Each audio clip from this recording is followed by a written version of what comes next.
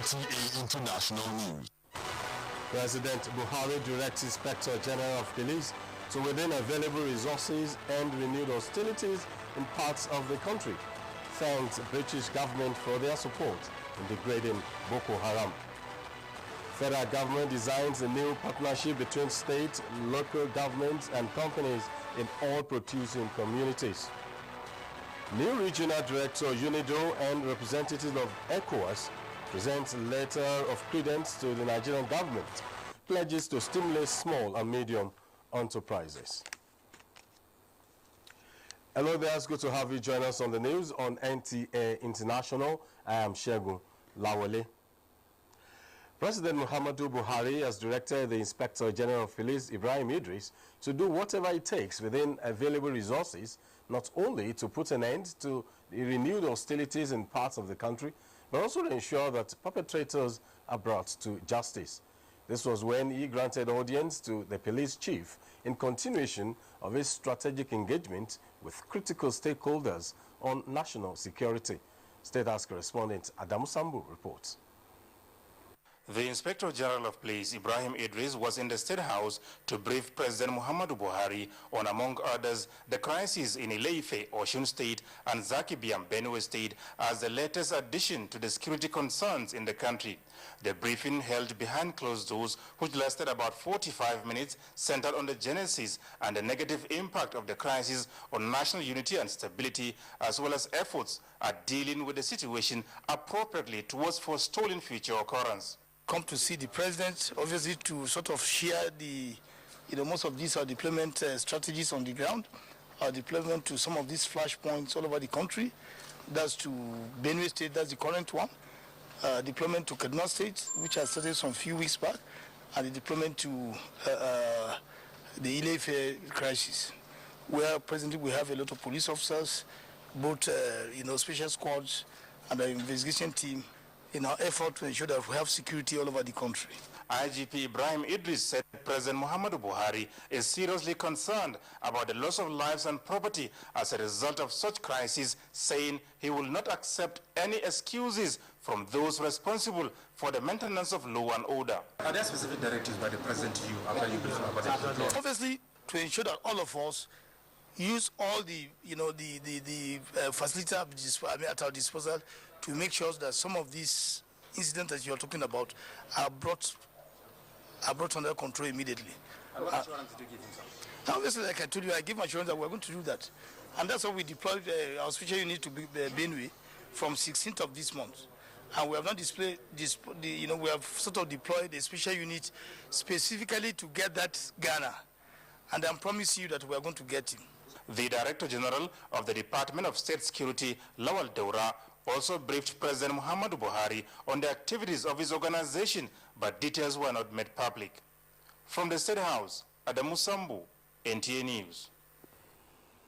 In the meantime, President Muhammadu Buhari has expressed appreciation to the British government for the very effective material and logistics support to Nigeria in the fight against Boko Haram. The president, in a statement by the Special Advisor on Media and Publicity, Femi Adesina, said in spite of isolated attacks against soft targets, the British assistance helped in flushing Boko Haram out of their hideout base and severely degraded their capacity to mount a serious attack on Nigerian assets. President Buhari's appreciation is contained in a formal letter he wrote to the British Prime Minister Theresa May on behalf of the people of Nigeria, to express his heartfelt condolences to the injured and families of the dead in Wednesday's terrorist attack in London. He said the horrid incident underscores the threat we all live under, adding that terrorism has no borders and no season. Meanwhile, the federal government says it has designed a new partnership that will involve states and local governments and companies in the oil-producing communities of the Niger Delta region. Vice President Yemi Osinbajo, who dropped this hint at a town meeting on Niger Delta states in Umuahia, Abia State, said it is part of measures to address miscellaneous challenges facing the people of the area. He commended the residents of the oil-producing areas in the state for not indulging in vandalism of all installations. He said as communities who contribute to the development and growth of the country, the federal government will ensure their welfare is prioritized. On behalf of the President Commander-in-Chief, with cabinet colleagues and heads of government agencies, to propose a new way of doing business with the oil communities, a new vision, and also to signpost a new era in our dealings and relationships with the people of the oil communities in this state and in Nigeria as a whole. The federal government has launched another irrigation project in Ilaibu, North local government area of Delta State, South Nigeria, to further strengthen all year-round farming in the state. Minister of Water Resources Suleiman Adamu flagged off the irrigation system alongside the Graduate Farmers Youth Empowerment Scheme under the Benin Owena River Basin Development Authority. Musba Darwahab reports. It was a moment that called for celebration. Another set of youth graduates about to be liberated from the labor markets. It is the 8th in the series of the Federal Ministry of Water Resources Empowerment Scheme through agriculture. I've not been doing anything all those. Joseph Ileche is one of the 60 graduates to join other 30 farmers and grow watermelon here, preparatory to rice cultivation in about 3 months. Like others, Joseph has been allocated half a hectare of land under the Laibu Pivot Irrigation Scheme. Rice requires a lot of water, so they said let's start with the watermelon. It is our plan to increase the number of graduate farmers to 1,000 over the next year as we prepare additional farmlands from the available 3,000 hectares. While the youth farmers will be on the line for training this year under the Songhai Integrated Farm Model, they are expected to grow in the process, boost food security, and enhance the nation's economy. I pray that the program will provide opportunity for the youth to take giant strides away from idleness and poverty, and enable many of them to become leading agricultural entrepreneurs. Your presence shows that this regime is actually very interested in agri. While Joseph and his counterpart look forward to harvest their watermelon in large scale in less than 3 months, they are still faced with the age-long challenges, access roads, farm implements, and insecurity among others, which the minister agreed to address. From Ila in Delta State, Musbau and Wahab, NTA News. And following ECOWAS' quest for true reconciliation, peace and fight against terrorism, members of the parliament have visited the government and the people of Gao in northern Mali. Correspondent Olayinka Ujo reports. In 2017, a military camp in Gao, north of Mali, was attacked by a suicide bomber carrying a vehicle full of explosives that killed over 50 people and wounded dozens of soldiers. Is the attack a setback on the peace process? The suicide attack will not deter us from continuing in the peace process that we are engaging. It rather emboldens us to do more, because the more they attack, the more we reach out to people, the more we come out to defend ourselves and to show people that violence does not pay. Gao is a city in Mali located on the river Niger, 320 kilometers east-southeast of Timbuktu. It was an important commercial center during the Trans-Sahara trade. Members of the parliament, led by the Speaker, ECOWAS Parliament, Mustafa Siselo, encouraged the people of Gao to cultivate the culture of peace. Mr. Siselo added that the ECOWAS delocalized meeting is concerned about the spate of terrorism in the region. Insecurity that really hampers development. So we have to work hand in hand together in order to get out of this period, this crisis. Governor of Gao, Seydou Traoré, expressed delight that the people of Gao now understand that ECOWAS parliamentarians are working towards ensuring peace return to the region. ECOWAS member states, they have understood that Mali need assistance and Mali need friendship, of course, from all the populations of the sub-region. The visit was also used to commiserate with the families of those who died during the attack. In Gao, north of Mali, Olayinka Ujo, NTA News. The new regional director of the United Nations Industrial Development Organization, UNIDO, and representative to ECOWAS, Jean Bankole, has presented his letter of credence to the Nigerian government with a pledge to stimulate growth among small and medium enterprises. Monto Damian Dati reports. Receiving the regional director on behalf of the federal government, the Minister of Foreign Affairs expressed Nigeria's willingness to collaborate with UNIDO. We are trying in the government to diversify, and of course our main objective is the industrialization, of our country. Jean Bankole was also at the Federal Ministry of Industry, Trade and Investment to discuss areas of intervention. It identifies energy as something we must solve. Then it gets down to industrialization. The new UNIDO representative to ECOWAS and regional director of Nigeria, Jean Bankole, said the new country plan will be initiating incentives to attract investments and stimulate growth among small medium enterprises with a view to building capacity among youths while promoting eco-friendly industries. To leverage, the industrialization, in particular, to set up a number of incentives which can help the SMEs to develop. UNIDO is to come up with a specific framework geared towards capacity building and Nigeria's economic development. In Abuja, Momso Demiandati, NTA News. The Office of the Secretary to the Government of the Federation says it does not have the authority to award contracts. However, it explained that with all awards of contract in government, the presidential initiative in the Northeast contract were awarded following strict compliance with public expenditure and procurement processes.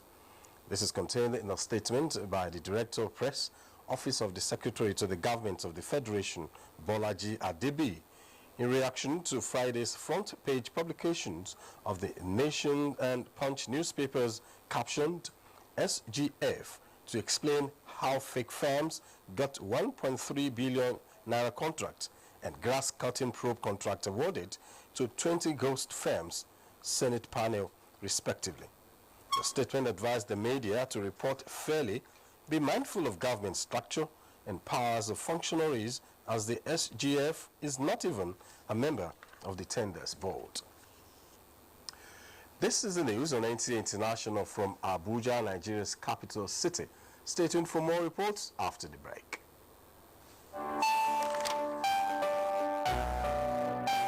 The Victory Chapel is a place of worship and fellowship for all indigenous of Imo State.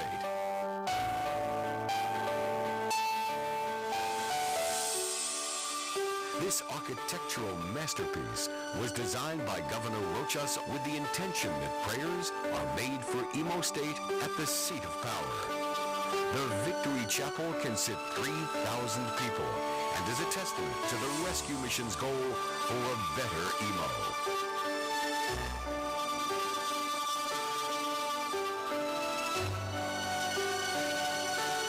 Here at the chapel, there is victory for everyone.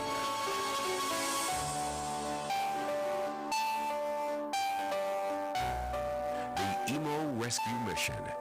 Imo must be better. NTA International News. Africa as it is. Thanks for joining us again.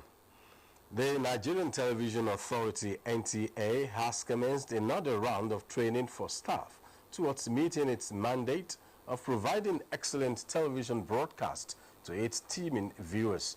Adebola Brooklyn Sunday reports that the training is taking place at the corporate headquarters of the NTA in Abuja. From all departments were addressed briefly by the Executive Director Training and Capacity Building, Ibrahim Damisa, who represented the Director General, Yakubu Ebon Mohammed. He urged them to make judicious use of the training opportunity as they will be assessed based on their performances. Management places very high premium on this training exercise. And I want our staff to be dedicated to it, to be committed to it, and to be very truthful, be very frank. This training exercise is going to be continuous because you that are being trained will be fanned out to the zones to ensure that the training percolates to the grassroots. The 4 core areas that the staff are being trained are audio, vision, camera, and lighting. Techniques of shooting the packages, maybe longer establishing shots, etc. The trainees are working in clusters for their practicals. The impact on the NTA stations, a set level of broadcast standards. Everybody will be working to the same standard. The graphics packages will be the same standards.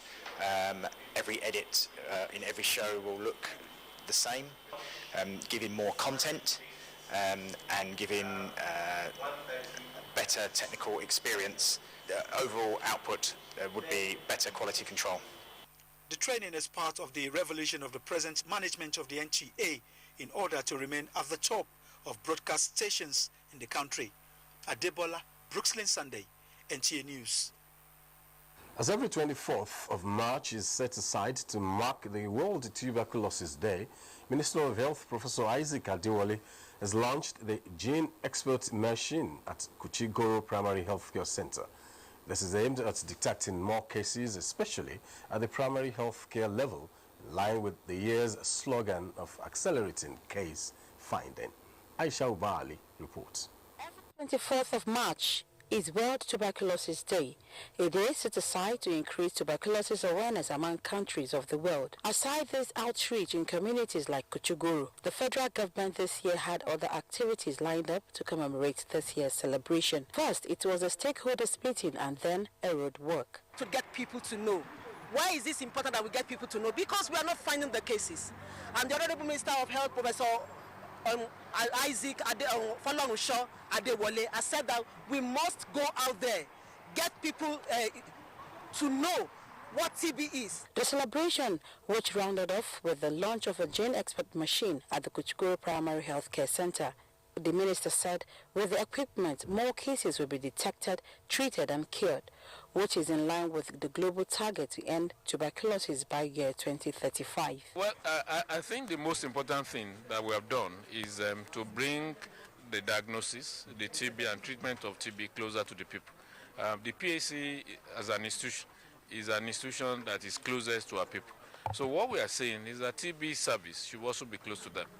Though the treatment of tuberculosis has been free, but speakers at the event see another hurdle Nigeria needs to cross is the issue of multi-drug resistant tuberculosis. But the cheering news is that the gene expert machine can not only detect TB, but also drug-resistant TB within 2 hours. Before, the microscope would only see a mycobacterium bacilli. This one will tell you whether it is drug susceptible or drug resistant. With strong recommendation that for Nigeria to achieve this global target, HIV and tuberculosis screening should be done simultaneously. Development partners also pledge their continuous support for Nigeria to end tuberculosis in the near future. Out of the 293 primary healthcare facilities in FCT, only 15 will be having these gene machines. Challenge Tuberculosis Nigeria, a non-governmental organization funded by USAID, which provided the equipment, said it will install 185 of the gene machine in primary healthcare centers across the country. In Abuja, Aisha Ubali, NTA News. And now talking business. Trading on the floor of the Nigerian Stock Exchange ended the week on a negative note, as all-share index depreciates by 0.23%. Chukunonso Nwabweze is on Business News. Hello and thanks for joining us. The federal government says it has created more than 7,000 jobs in 3 months under the Presidential Fertilizer Initiative. In addition to this positive development, each of the 11 blending plants operating the initiative is expected in the next few months to create additional 1,200 employment opportunities for the country's teeming population. And if we estimate, we're looking to 2 to 2.5 million jobs created in this value chain. Then you have the agro dealers that comes to the plants and buy the fertilizer. Meanwhile, West Africa's biggest cotton producer, Mali, this Friday projected a 12% output increase in the upcoming 2017-2018 season. The West African country hit a record yield of 645,000 tons of cotton in the current season, a milestone the country expects to rise to 725,000 tons at the end of next season. The new target, the Ministry of Agriculture in a statement said, will be achieved by planting more land, renewing subsidies, and continuing a 2-year-old program that provides tractors at reduced prices. And time now for a check on closing figures on the floor of the Nigerian Stock Exchange this Friday.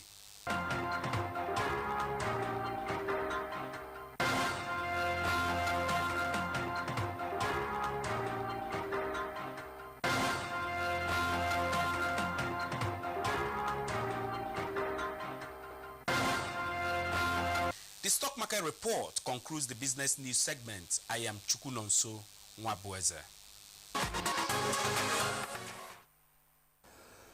The bilateral relationship between Pakistan and Nigeria is said to be critical in resuscitating the textile industry in the country. Minister of State Foreign Affairs, represented by Ambassador Hamid Bala, indicated this during the celebration of Pakistani Day at the Pakistan High Commission in Abuja. Musa Abubakar has details. Pakistan-Nigeria relationship is more than 5 decades old, with mutual interests in the area of security and trade. With an estimated $900 million volume of trade between the two countries, bilateral ties remain strong. It is perhaps in view of this alliance that the Pakistan High Commission in Nigeria deems it worthy to commemorate the 77th National Pakistani Day, which marks Lahore Resolution passed on the 23rd of March 1940, making it the first Islamic Republic. I'm very satisfied on the scale of cooperation. However, our trade is growing, and I'm very positive in coming years the trade will grow much more than it was last year. It's for us to develop the relationship positively between our two nations from strength to strength. We are trying to build up the relationship so that when we have more investors in the country, especially during this time that we are in recession, then it will quickly move us forward. The event brought together people from various diplomatic missions. Besides commemorating the first adoption of the Pakistani constitution, the day creates an avenue to reflect on the journey of nationhood, taking cognizance of development partners such as Nigeria. In Abuja, I am Musa Abubakar, NTA News. For stories outside the shores of Nigeria, let's join Adebola Brookslyn Sunday. Former Egyptian President Hosni Mubarak has been freed from detention 6 years after being overthrown. Mubarak left a military hospital in southern Cairo and went to his home in the northern suburb. He was ordered freed earlier this month after Egypt's top appeal court cleared him over the deaths of protesters in the 2011 uprising. 88 years Mubarak became president in 1981 after the assassination of Anwar Sadat. And Gambia's Justice Minister says the country will set up a Truth and Reconciliation Commission to investigate abuses committed during the country's ex-president Yahya Jammeh's rule.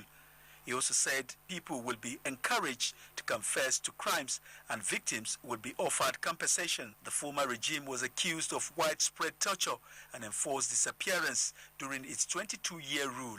There were also unconfirmed allegations that more than $11 million went missing from the coffers following Mr. Jammeh's departure in January. Meanwhile, British police said they have made 2 further significant arrests in the investigation into the attack on London's Parliament and gave the birth name of the man behind the killing as Adrian Russell Ajao. Britain top anti-terrorism officer Mark Rowley said police had 9 people in custody after the attack on Wednesday, which killed 5 people, including the assailant. Adebola Brookslyn Sunday, NTA News. In our sports, Coach Gernot Rohr says he is satisfied with Super Eagles' 1-1 draw against Senegal in London, as over 6,000 athletes compete in Akwa Ibom Sports Festival. The Indesani has more sports update.